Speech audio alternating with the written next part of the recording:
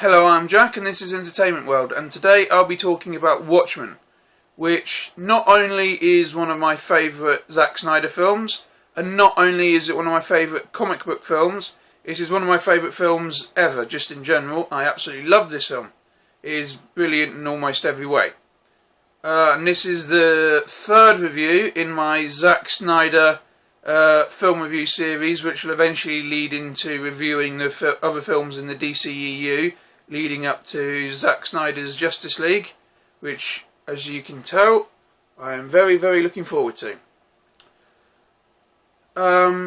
So yes, I'll be reviewing Watchmen now. Just to say, this is for the director's cut or the ultimate cut. This is not a review for the theatrical cut. Just wanted to put that out there now before anybody says anything. And like always, I'll be starting off with the negatives, because even though I don't really have negatives with this film, I can understand why some people would. So I'm going to get into that now. So the first negative is, it is very long. It is a very, very long film. I mean, the director's cut is over 3 hours long, and the ultimate cut is over 3.5 hours long. And obviously, if you don't really like watching really, really long films, then you'll probably get to a certain point in this and think this is too long. Again, like I said, I don't have a problem with that. I like it because it gives everything enough screen time and enough attention to detail and fleshes everything out enough. I just think that some people might sit there and think, fucking hell, this is going on and on. So, just wanted to put that out there. And the other thing is, unlike most comic book superhero films, this film doesn't have a whole lot of action. It's not like, your Marvel film where there's 45 minutes worth of action. There isn't. Well, there is a bit in the film, but they're not long fight scenes. They're sort of like 2-3 minutes long. And are mainly just sort of like hand-to-hand sort of fighting scenes. So if you're into the big CGI-filled explosion fest superhero battles, you'll probably again get bored with it because there aren't really any of those. And also the fight scenes that there are, they're spaced out quite far. It's not like it's a bunch of them together in a short period. No, it's like 2-3 minute long fight, half an hour, 2-3 minute long fight, 20 minutes, 3 minute long fight, 20 minutes again. It's sort of like that. It's not all close together. It's not all bunched up. So there is a lot of film between each fight scene, and because of that, again, if you're not into that, you'll probably get a bit bored. But again, that's more what you like than the film's fault. And it is very dark as well. Like 300, this film is quite dark. It's very brutal. It's very violent. I mean, it's more violent than 300 because it's not like an action film where it's like cut dramatic. Yeah, it's very dark. It focuses in on the violence and shows how horrific it all really is, and the blood is very dark and it's very grim, and the lighting just adds more to how just horrible the whole thing looks, and it's really creepy in some places. So yeah, if you're not into the whole violent, blood, dark, grim sort of way of it, it's, again, probably not for you, because this film makes things like Deadpool and Logan look quite tame. Because, like I said, it's not like action, cut, violent, yeah, this is fun. It's like, oh, fucking hell, this is grim. So, again, like I said, if that's not your thing, then you're not going to like it. And like I can keep saying, to me, these are just more personal preference things than the film actually being bad. This is just you probably not liking that type of thing. And the one thing that I will say, though, me personally, is the CGI in 2 shots, not the whole film, just 2 shots, bug me. I don't know. I mean, one of them, I feel like it's almost deliberate, and there's a lot of people on the Facebook, Instagram groups, things, that I'm part of, that like that shot. So I feel like it's done deliberately, because it looks like a painting almost. It's like a stylistic choice, and if it is that, then fair enough, and I understand that. But part of me just feels like I don't believe this. I don't believe that they're actually standing there and this is the background. It just bothers me a little bit, and I don't know why it bothers me that much. It looks great. If it's a stylistic choice, it looks great and was very well done. But just from like a trying to make it look real point, I don't know why, it just bothers me a little bit, and I shouldn't do.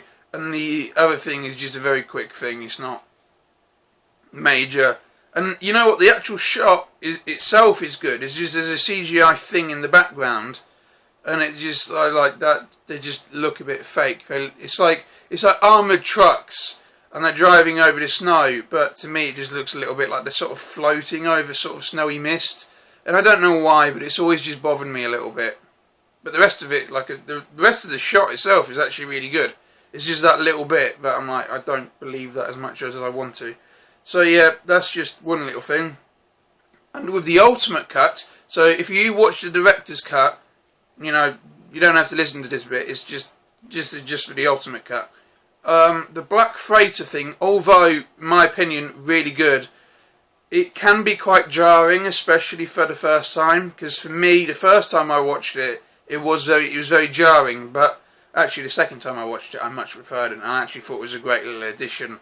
And I loved it, and I would miss it if it wasn't in it. It was just the first time I watched it, I was like, this just feels a bit jarring. But once I'd watched it once as the Ultimate Edition, because I'd watched it as a director's cut like 10 times, if not more. So then when I watched the Ultimate cut, I was just like,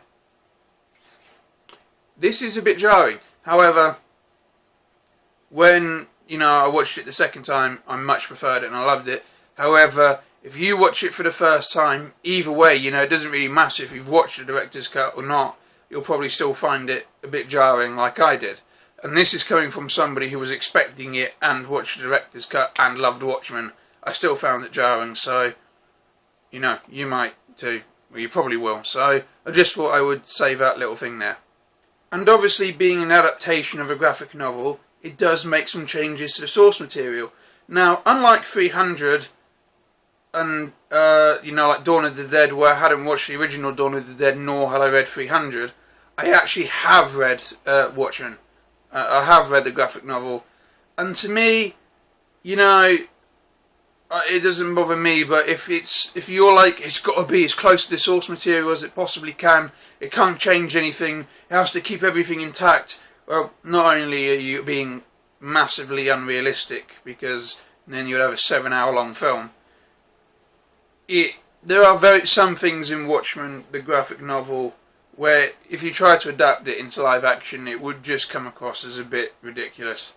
So, yeah, so I just wanted to say that. So any changes in costume, in plots, subplots, anything like that, if you can't stand changes, then it will bother you. Although, I have read the book, I've watched the film, and I don't care. So, well, I mean, I do have an opinion on it, but I'm not going to say what my opinion on that is in the negative. So, there you go. It should be a little clue there how I feel about it. So anyway, yep, those are my negatives. Like I said, most of them are just opinions. Like if it's too dark, too long, too whatever, that's just your opinion. I don't think that's the film's fault. And I only had one negative, which is 2 shots in the film. I don't like the CGI or green screen or however you want to word it as much as I should. And, you know, in a 3.5 hour long film, that being my only negative, aside from the fact that I thought the Black Freighter was jarring the first time round, whereas the second time round I much preferred it and actually liked it. So now my only 2 negatives are that there's 2 shots of CGI that I'm not a big fan of. There you go. You know, that's not much. I'm back again on the Black Freighter. It is meant to be symbolic to the story that's going on. I knew that, and I still couldn't grasp it. But I've had something explained to me about it, because I've read it on Google, and I've, like, realised what it was when I read it, and then I forgot what it was, and then I watched the film, and I was like, I know it's symbolic, and I know it's meant to represent the story that's actually happening in Watchmen, although I can't see it at this moment, which is my fault. I don't say, I'm not like one of those people where if I don't understand something about the film, and then go on a rant about how shit it is. I am aware that that is 99.9% my fault, that I don't understand that, but I did have something explained to me by somebody who I know, so thank you to that person. Again, this is after I'd read it on Google like 2 years ago and then forgot, and I'd read the graphic novel as well, so yeah, I don't know, I wasn't fully grasping it, and when I read it in the graphic novel, I did find it a bit jarring, and I was trying to read it quickly to sort of get back to Watchmen, so, you know, my fault. Yeah, so it might go over your head like it did with me. It might require a second watch or a Google to fully understand it, or a friend to explain it to you. So then when you watch it the next time round, it makes a lot more sense.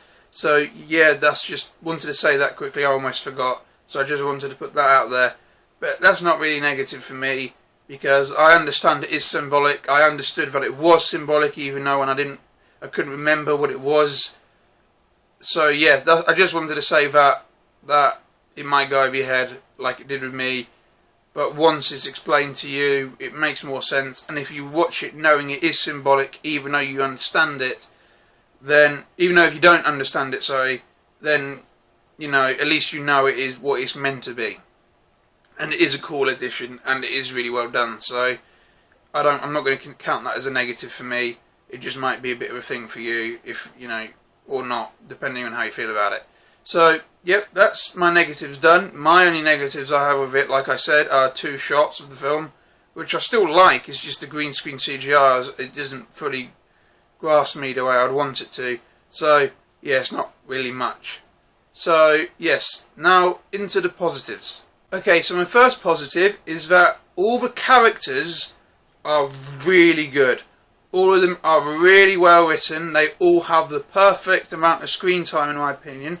And they're all brilliant. I love every single character in this film. Obviously, I don't love them all as people, because, you know, the premise of Watchmen is superheroes that aren't really superheroes. They all have moral flaws, and is this the right thing to do? And are they actually nice people, or are they a danger, or are they just doing it because they like to beat the shit out of people? But in terms of characters, as written characters, I love how this film does it. I think it's brilliant. I mean, it's so unique. Every character is completely different from the next. There isn't 2 that you think are too similar. And they all have their own neat little story arc or subplot, or, you know, part of the story to tell. So they all fit in. There's not just like one who's in the background because he's needed for an action scene, or he's a hacker, so he gets on the computer and, you know, tells them where everything is and unlocks the door. There's no character like that who's just in it for the sake of, you know, the sake of needing one particular scene. They all have their own story to tell and have their own significant addition to the overall story arc. Rorschach is probably my favourite character out the whole film. I mean, he's not a nice guy by any means, he's kind of a shitty person. It's just the uniqueness of his costume, his personality is just like, wow. I mean, I don't think there aren't many comic book characters that go in that direction with him like he does, because he's just so dark and so brutal and has such a negative viewpoint on everybody, including the people he's helping. In fact, it's sort of like implied he doesn't really care about the people he's helping. He's only doing it because he thinks if you're a bad person, you need to be punished. You know you're bad, you need retribution. He doesn't actually really care a huge amount for the people he's actually helping by getting rid of these said people.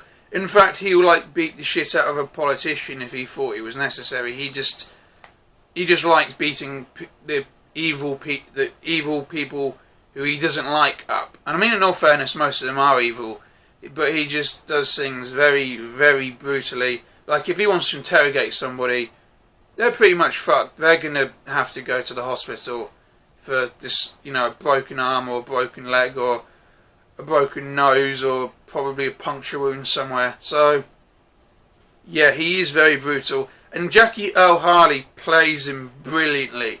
You know, the mannerisms, the facial expressions when he's not wearing his mask, even though he calls his mask his actual face. His, you know, the voice. I know they use digital, you know, to tone it down and make it deeper and louder than what it actually was. But I still think that he was really good. Everything he adds to the character works really well. I mean, he almost looks like the character from the graphic novel. You know, he looks like the actual what he would look like in person. And I just think he, you know, like I said, he does the whole thing really well. His subplot is probably my favourite in the entire film. And I just love it whenever he's on screen because he's just really cool and really violent. And he has so many quotable lines. So, yeah, I just love it whenever he's on screen. I really like Night Owl as well, played by Patrick Wilson. He's really, really, really, really, really good. He is probably my second favourite character in the film. You know, he's a retired superhero who doesn't really want to be retired, but he pretends he does. He wants to sort of go back out and do things, but he's too scared to. And he portrays that well. You know, you see it, that you can see him being this ex-superhero.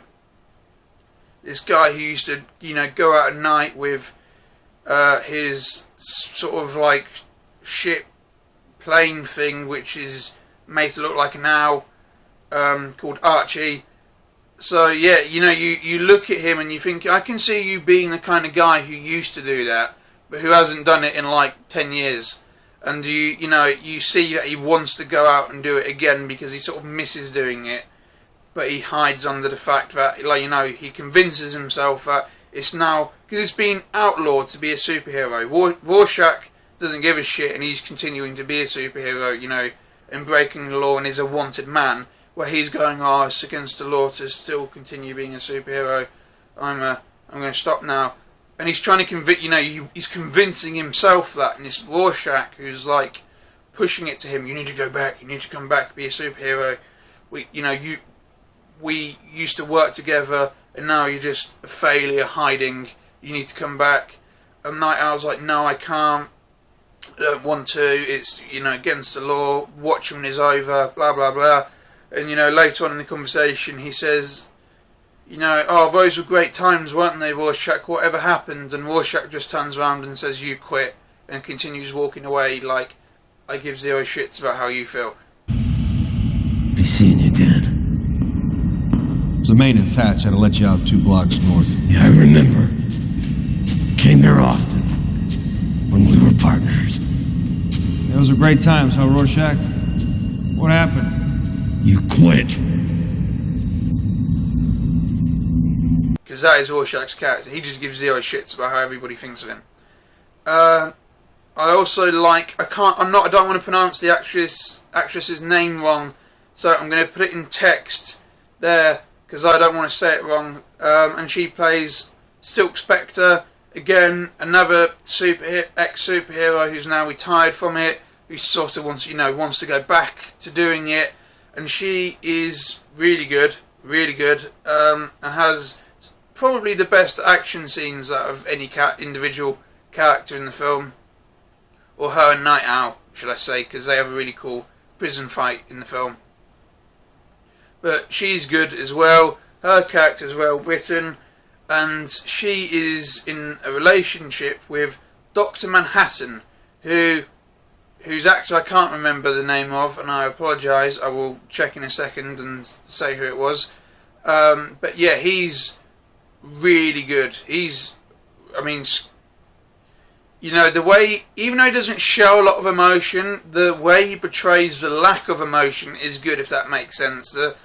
Just the blank face and the, oh, yes, sort of voice where he just sounds like he's really unenthusiastic and monotone about everything he's talking about, and he also says it because he knows that he knows more about it than you do, and your mind is insignificant compared to his, because he knows everything and can see everything and can see the past and the past and the future at the exact same time. So he doesn't talk with much emotion, and he does it. Like I said, the way he does that is both good and frustrating at the same time. You can see why Laurie, Silk Spectre, Laurie's her name, gets frustrated with him, because being in a relationship with somebody like that, who just all the time is, like this, would be so super frustrating, because there's no emotion, there's no passion into anything he's saying, at least on surface level. He just comes across like he's disinterested in literally everything. Billy Crudup is the actor who plays him, and I hope I am saying that right. I have no idea. The problem is I've got now is that I'm trying to do the characters really quickly, because a lot of them, like I said, they're all brilliant and unique, so I'm just trying to get through them as quick as I can. You've got Ozymandias, who is Adrian Veidt, sorry, not Vought. Vaught's from The Boys. Adrian Veidt, who owns Veidt International, funnily enough, and he's an ex-superhero as well, turned, he's the smartest man alive. He was already that, and he's now got this billion-dollar company, and he's trying to make renewable energy for the world to stop the nuclear holocaust, which is looming over. That's the film. It's set in an alternate reality where superheroes once existed but are now outlawed, and there's Russia and America getting towards final nuclear conflict over lack of resources, and him and Dr. Manhattan are both trying to create renewable energy to prevent World War III from basically happening. And the actor, again, who plays him is really good. Again, I'm going to have to check what his name, because I can't remember. There's so many people, and I can't remember all of them off the top of my head, especially on the basis that I actually didn't know what their names were beforehand. If I did beforehand, it would be a lot easier. I don't know who half of these people are, off the top of my head. So I'll just say that again in a second. Matthew Good is his name. I hope I'm saying that correctly. But he plays the character really well. He's got the mannerisms you'd expect from that kind of person. He's very polite and he's quite friendly, but you can tell he's arrogant at the same time. And you don't really know what he thinks of you, or if he actually is a nice person, or if he's just sort of like, I'm a corporate person now and I'm just going to pretend to be nice and actually I'm a bit of a dick. You don't know, but he balances that really well, and he looks like him. He looks nothing like he did in the comic books, but he looks like that sort of person. He looks much more realistic to what somebody like that would look like compared to the graphic novel Ozymandias. But yeah, he just sort of like looks like what you would expect that kind of person to be like. So hats off to him. He helped portray the character really well and added a lot to him at the same time. So he works very well as well. You've also got Jeffrey Dean Morgan, who plays the comedian, who's the worst person out of the Watchmen. I mean, he is an atrocious human being in every aspect. I mean, murderer, rapist, just overall complete dick to everybody around him. Not a superhero, just an arsehole in a mask. But Jeffrey Dean Morgan plays him really, really well. And the comedian's story is, I'm not going to spoil it to anybody who doesn't know, is very, very integral to the plot. I mean, it's the most integral subplot to the overall film, in my opinion, because it all starts with him, and it's all about what he knows, what he knew, and what he found out. And could you actually trust what he found out? Because he was a complete dick. So would you trust everything about the man? Would you why did he get involved? What's going on? That sort of thing. And it works really well. His plot is great, despite him being a terrible character. I mean, he's a great character in terms of writing, but I mean, in terms of being a person, he is absolutely atrocious. And if you were on the same team as him, you'd probably want to kill him, because he's just almost that horrible. He's just a horrendous person, but he works really well for the film, like everybody else does. He's brilliant. I just wanted to say this quickly. Every other side character is great, has a good amount of screen time, doesn't take too much, doesn't add too much, doesn't take away from the overall film. They will add to it. I just wanted to save that because I'm going to be here for too long now, and I am here for too long talking about the cast. But I did want to say one final cast member, and that is Carla Giugino. Again, I hope I'm saying the second name right. As Sally Jupiter, who was the original Silk Spectre in the Minutemen, which was the original superhero team before the Watchmen came into it. And Comedian was part of both teams. He was in the original Minutemen and then the Watchmen as well. And she plays the second Silk Spectre's mother, and she's great. You know, she's quite a tragic character, but Carla Giugino plays her really, really well, and her little subplot, little story arc added into the film again works, doesn't take away from anything, it adds to it, and overall works really well when in addition to the overall story. And that's what I'm going to say to the cast and characters, because I will be here for an hour, because if you've watched the film or read the graphic novel, especially the director's and ultimate cut, you know I will be here for like 4 hours just talking about the characters, because there are so many of them. So I just wanted to leave that there when it comes to, you know, cast and actors. So anyway, now the next positive is, even though I said the action is there isn't a lot of it and it's all spread out very far, it is really good action. Again, Zack Snyder can direct action. I don't care. People like to criticise Zack, and this is what I realised. I went on TikTok the other day and looked up Zack Snyder to see if there were many fans and sort of things, and all I came across was I did actually come across a few fans in all fairness, but the first time I searched it, I just kept coming across people bashing him.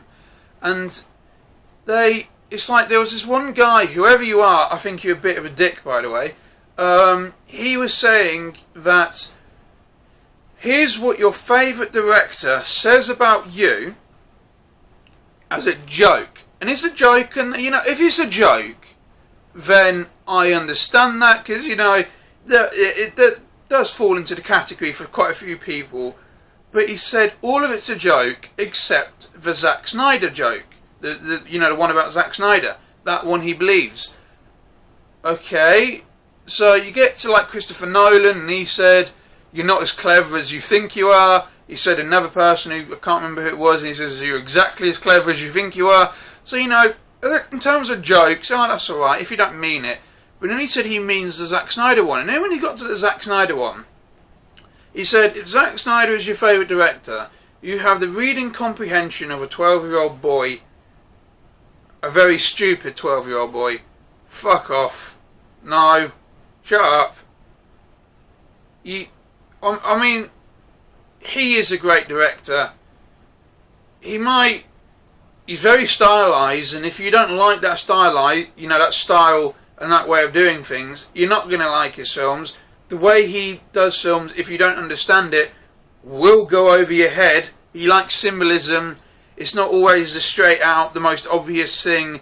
You're not going to fully understand or fully grasp all of his films on first watch. So, you know,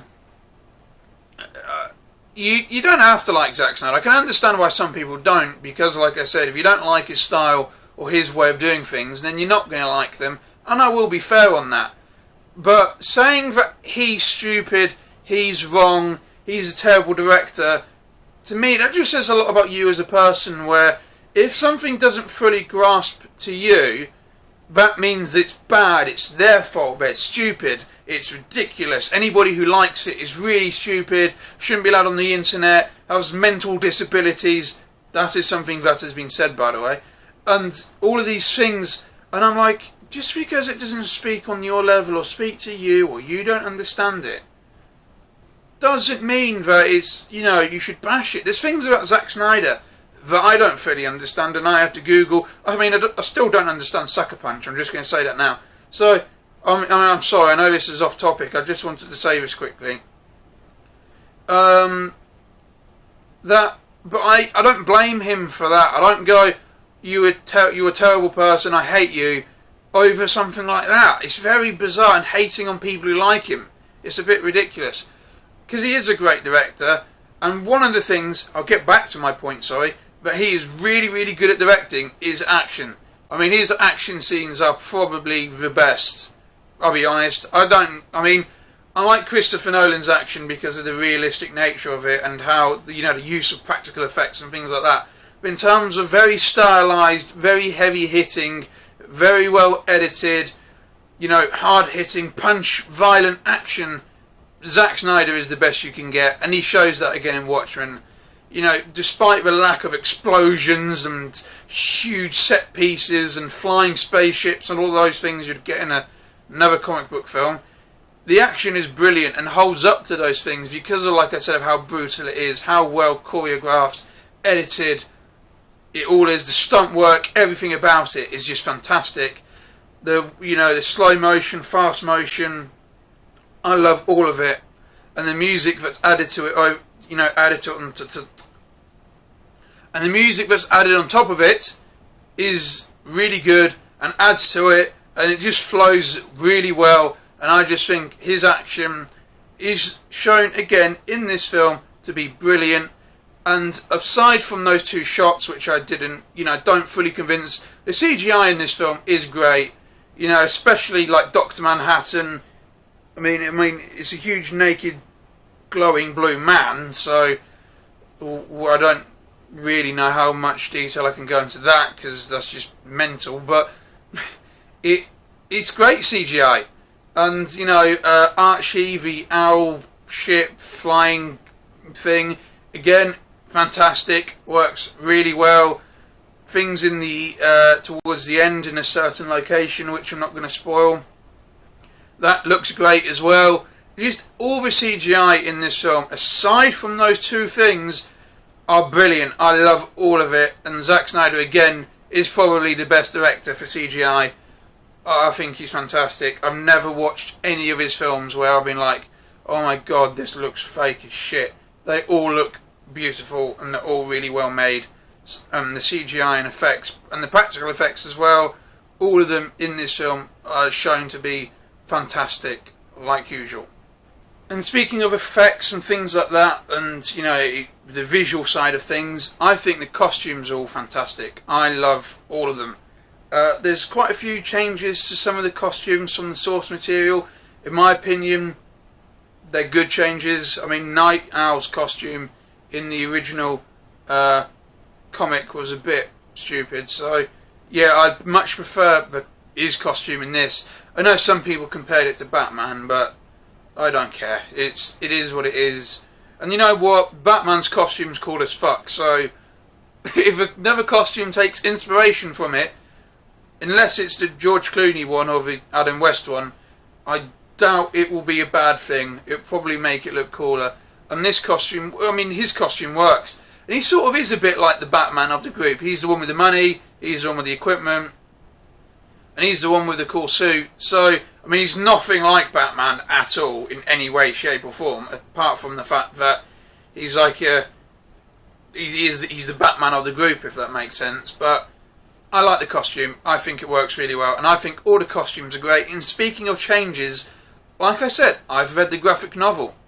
I am from Northampton, which is the same place Alan Moore was from. I used to live quite near him, and I actually know a guy who made a film with him.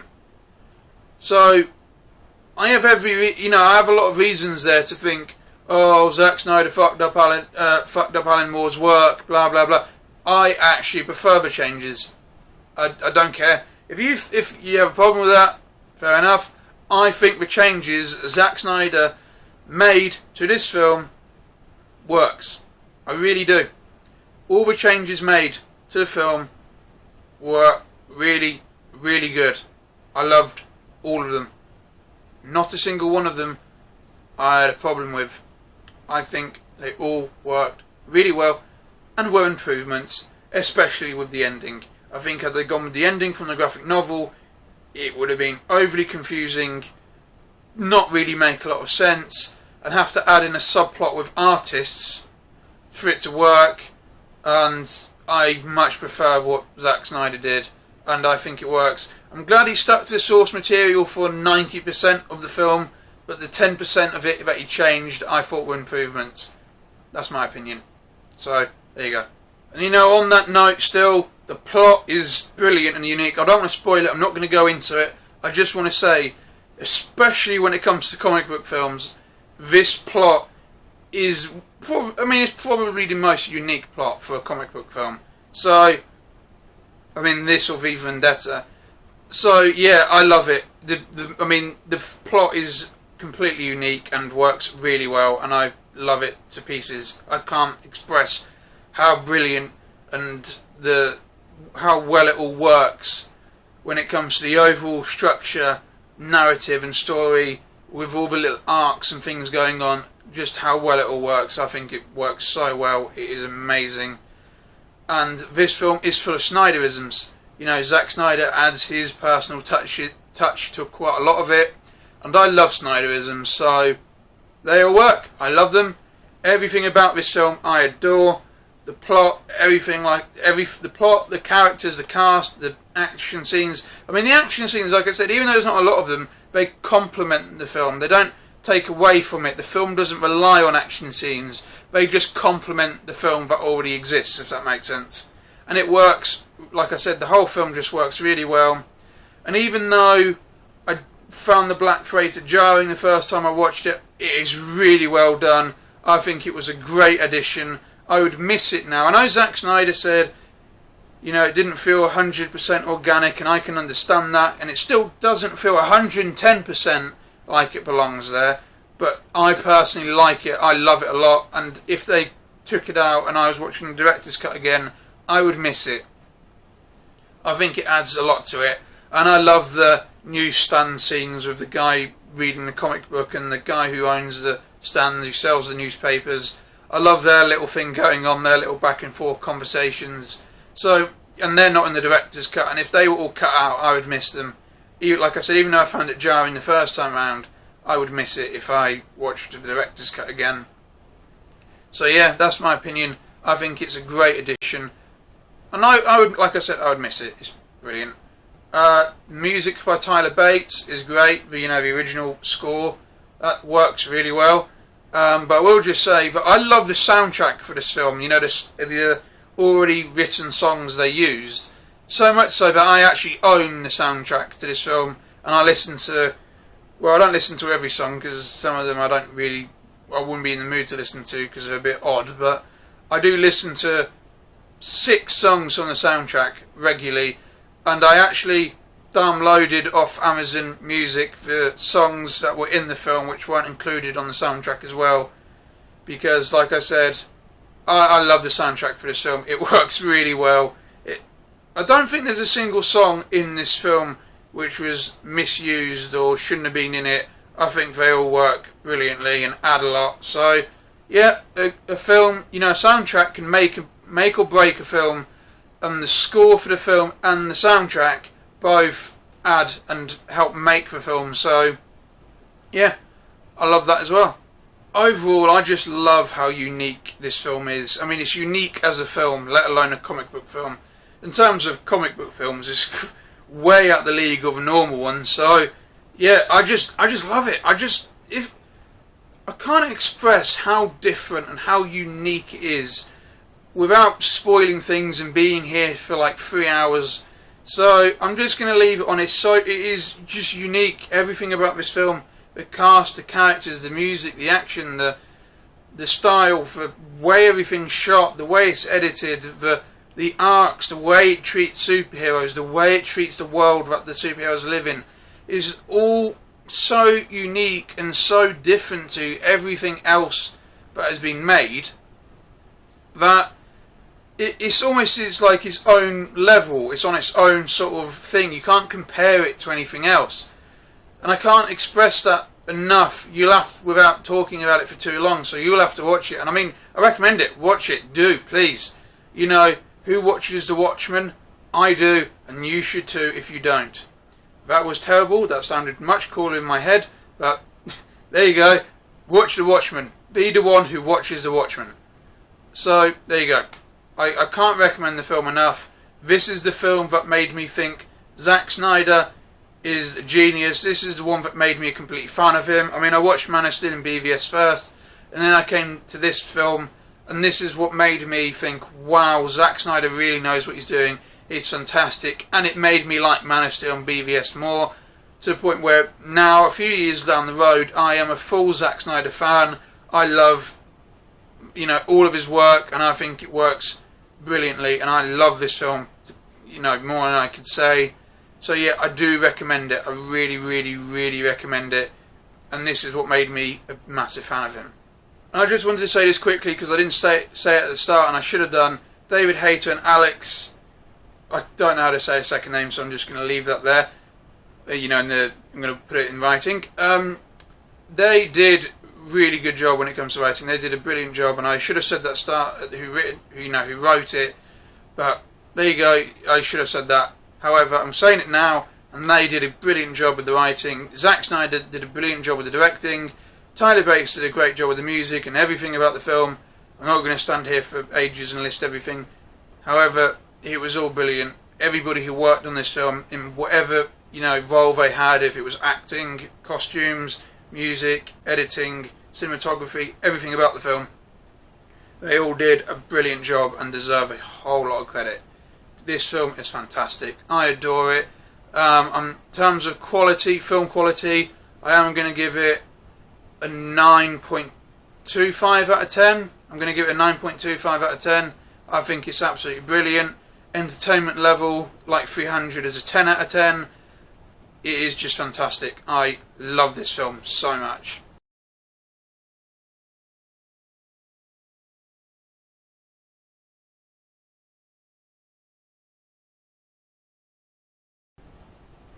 And not only do I recommend it, I recommend either the director's cut on Blu-ray, if you're not interested in the whole Black Freighter thing, and you don't want to watch a 3.5 hour film, I recommend the director's cut. But if you are interested, if I can find it, well, I don't know where I've put it.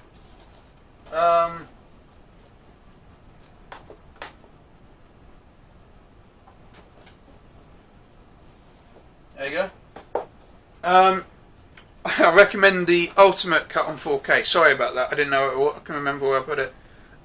So yeah, I recommend the ultimate cut on 4K. That would be the one I recommend overall. If you're not interested in all of that, I recommend the Blu-ray director's cut. But if you have a 4K player, this is what I recommend. It works really well. I think you can get the ultimate cut on Blu-ray. So if you want to watch it on Blu-ray, you can buy it on that. But this is the one. Sorry. This is what I recommend. The 4K Ultimate Cut. It's brilliant.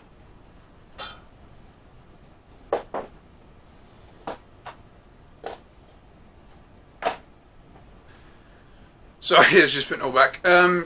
Yeah, so overall, I can't recommend this film enough. I think it's absolutely brilliant. Everything about the film works.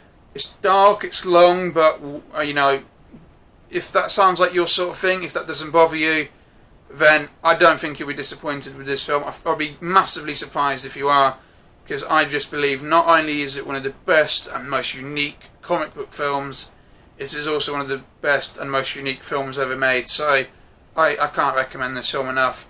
Go watch it, and hopefully, if you're not already a Zack Snyder fan, hopefully this film makes you a Zack Snyder fan like it did with me. So there you go. Thank you for watching this review. I hope you enjoyed it. Sorry if you thought I rambled a lot. It's just this film's got so much to talk about. It's really hard to try and cram it into one video. So I hope you still enjoyed this video.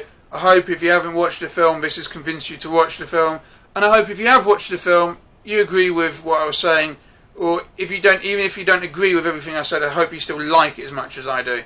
So, yep, thank you for watching this video, and I will see you in the next one, which will either be for 300 Rise of an Empire or Legend of the Guardians. So, there you go, it'll probably be Legend of the Guardians. So, thank you for watching this video. Like I said, I hope you enjoyed it, and I'll see you in the next video. Thank you, goodbye.